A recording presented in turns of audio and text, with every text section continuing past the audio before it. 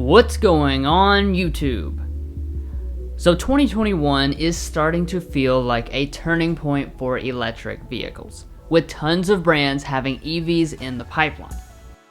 After more than a year of being basically unhindered by competition, the Tesla Model Y now has what is probably its first real rival, the all-new Ford Mustang Mach-E.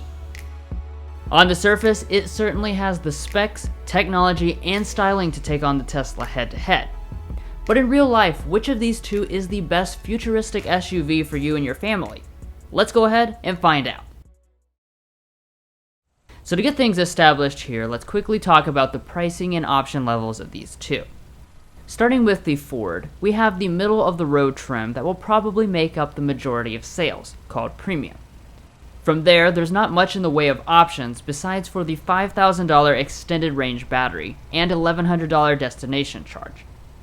That brings the total price to $56,040. Now for the Tesla, what we have is the performance model. Besides for the increased performance and 1-inch larger wheels, it is exactly the same as the other trim levels of the Model Y. Therefore, to keep things equivalent, this will be regarded as the long-range model in this comparison, which is priced in a very similar way to the Mach-E.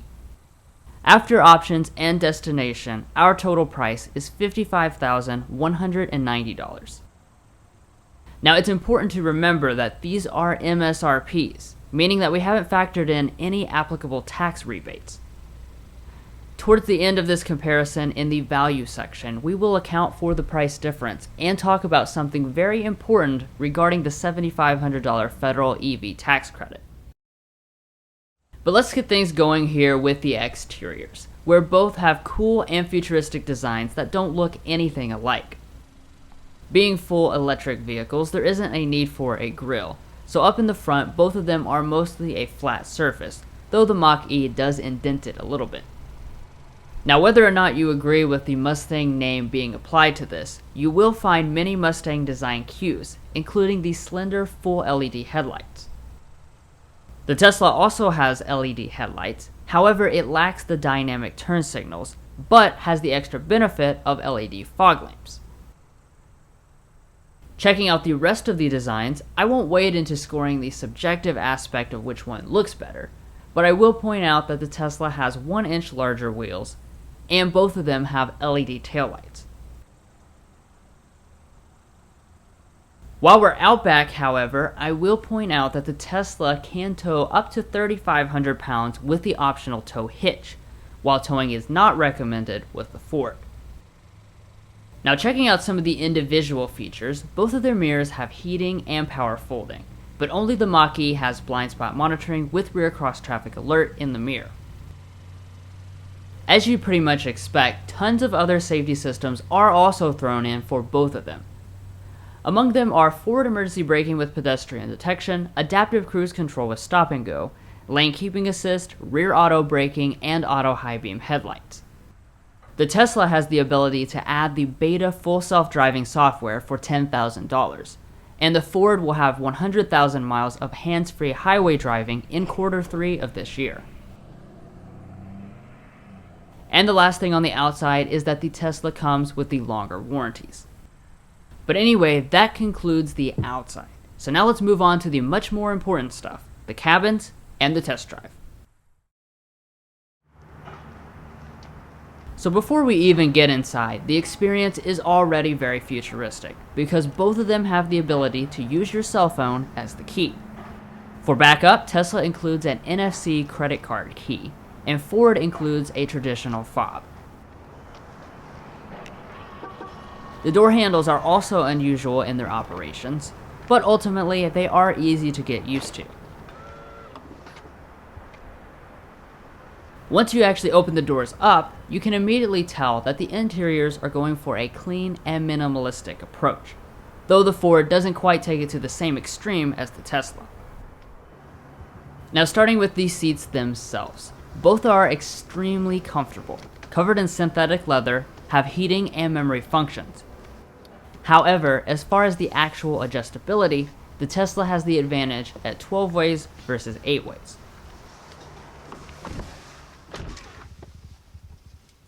Once fully inside of the cabins, we can begin to inspect the material quality. The materials themselves are roughly equal, but of course, much hoopla has been made over Tesla's fit and finish. The cabin has such a simple design that the main stuff feels suitably upscale, including the wood decor along the upper dash. However, Ford's 100-year manufacturing head start does come into play since it has a more complex design that is also put together better. The Tesla boots up by simply putting your foot on the brake, while you still need to press the button on the Ford.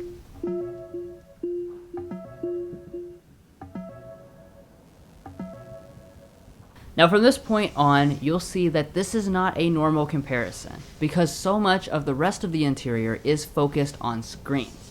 You'll notice that the Mustang does keep a traditional 10.2-inch gauge cluster, while the Tesla simply uses the left side of the main display for those functions. As a Model 3 owner, I can say that you do get used to it pretty quickly. However, given the choice, having the gauge cluster still seems like a benefit.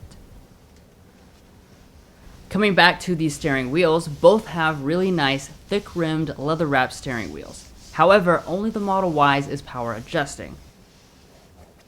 But now let's start to dig into the very important aspect of interior storage, where both are super impressive. Being EVs, the simpler powertrain allows for tons of spaces, and I'd honestly say that they are just about equal once you look past the fact that the Ford's is exposed and the Tesla's is covered. Both also include a wireless phone charging pad. Moving to the shifter, both are electronic, one column mounted and the other a rotary dial. And once in reverse, you will see backup cameras. The Model Y comes with a large traditional camera as well as two side cameras. However, only the Ford gives you a true 360-degree camera view. Furthermore, the Mustang comes with automatic parallel and perpendicular parking abilities, whereas the Tesla needs the $10,000 full self-driving package for that feature. Alright, that pretty much wraps up the interior features outside of the main displays, so now we'll turn our attention there. I'll start by mentioning that they are both just about the same size, at 15 and 15.5 inches, but they look very different because of the mounting orientation. Starting with the climate controls, both have dual-zone automatic setups. And in between those controls, on the Ford, you'll notice something unique. It has a physical volume knob embedded into the display, which doesn't just look cool, but also makes adjusting the audio much easier for those who don't like to use steering wheel controls. And now let's go ahead and sample the audio quality of the systems themselves.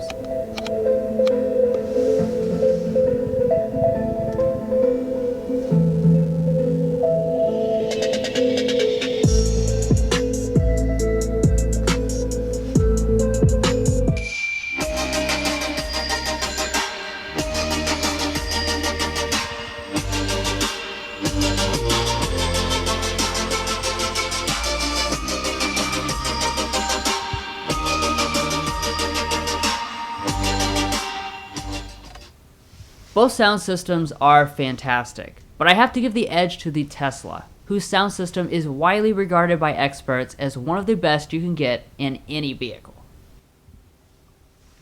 Alright, so now let's start to delve into the infotainment systems themselves.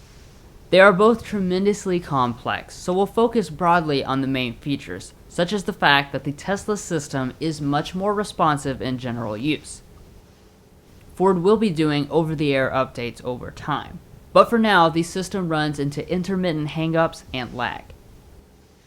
Checking out the navigation systems, you'll notice that Tesla throws in a very detailed satellite map instead of the more basic setup in the Ford. However, the Mach-E does have the ability to use Android Auto and Apple CarPlay wirelessly, which the Model Y cannot.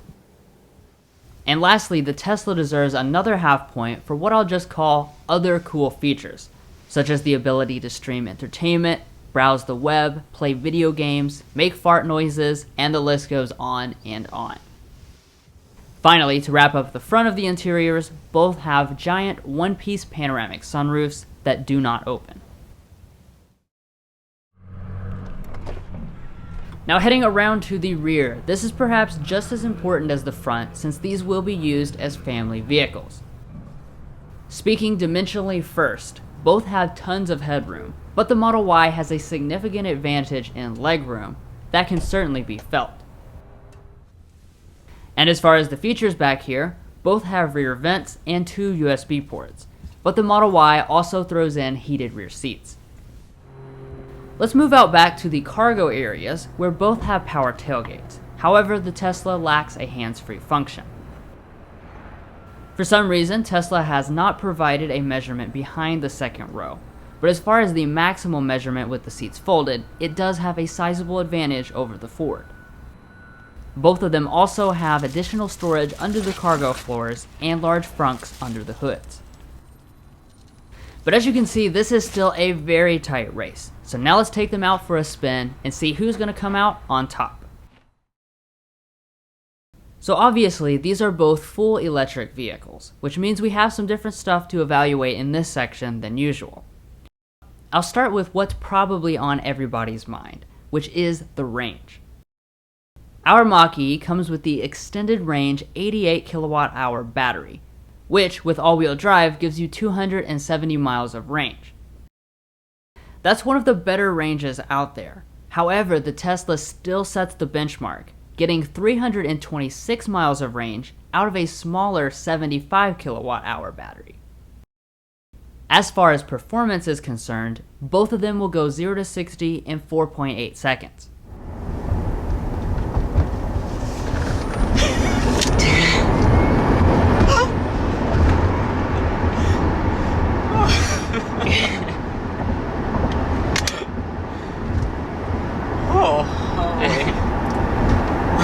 Wow.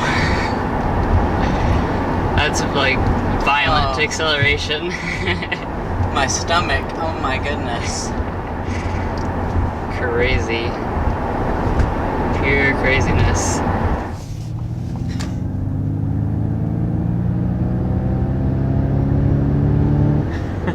Wow, that's 70 fast. miles an hour.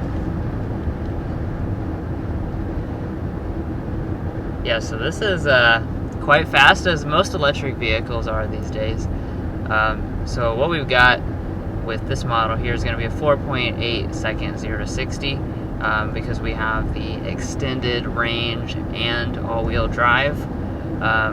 That's the fastest combination that's currently available. And I say currently available because, as you might know, there's going to be a GT version, and the GT Performance Edition will go 3.5 seconds 0 to 60 estimated by Ford when that comes out. So that's going to be pretty insane. But, 4.8 seconds 0 to 60 is still very fast. Next, let's talk about our ride and handling characteristics. Both of these two definitely lean more towards sporty than luxurious, with firm suspensions that do a great job of keeping body roll to a minimum when cornering. The Mustang transmits less of the road imperfections into the cabin. However, the Model Y has the faster and heavier steering. And you can really tell, I mean, this is a sporty SUV.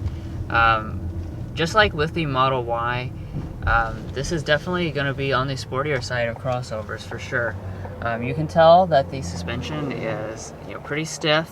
It's got really nice control though when you go around corners and things like that. And especially, like I was saying, when you go into unbridled mode, you have the steering that's really firms up, gets nice and tight and very fast responding.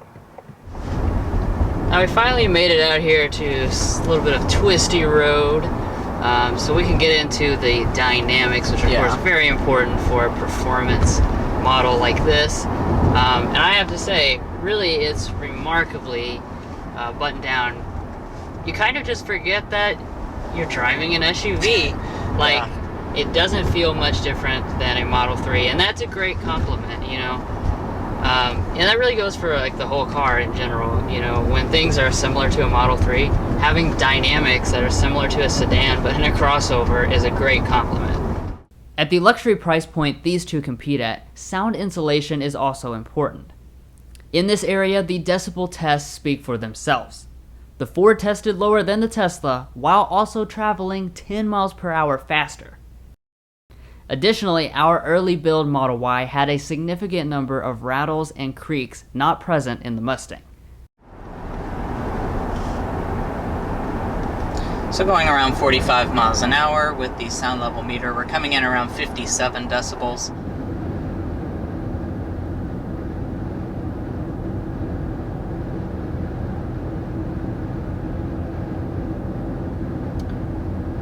And we're looking at 56.5 decibels. So that's a good reading. And, you know, obviously with an electric vehicle, you don't have an engine in the background, so. Now we're on a really rough road, but this is a good time to point out a few things that we've noticed. This Model Y, it is early build, but it kind of has a symphony of Rattles. creaks and rattles in here. I think, I'm not an expert, but I believe it sounds like they're coming from the windows, kind of maybe the rear window. Yeah, the rear windows perhaps don't seal exactly right and they vibrate. But yeah, when you start hitting bumps and stuff, you're gonna hear some creaks and some things like that. And finally, it would be an oversight to not mention the fact that Tesla's supercharger network remains by far the best charging network out there, based on the number of locations, speed, and overall integration. But before this video ends, let's not forget about the money. MSRP wise, the Model Y is $850 less expensive than the Mach-E. However, a critical point to remember is that the Ford still qualifies for the full federal tax rebate of $7,500. That means, in effect, that the Mach-E would actually cost $48,540 for most people. This $6,650 price difference will be compensated for by awarding the Ford 3 points. And that's it, everybody. This comparison has so many different parts to consider that it nearly feels overwhelming. But at the end of the day, you're looking at two of the best EVs money can buy, and also two excellent family vehicles. Let us know which one you choose in the comments below. If you enjoyed or were helped by this video, we'd appreciate if you'd subscribe to our channel and help us continue to make more comparisons and our signature full review videos. Take care and stay safe out there.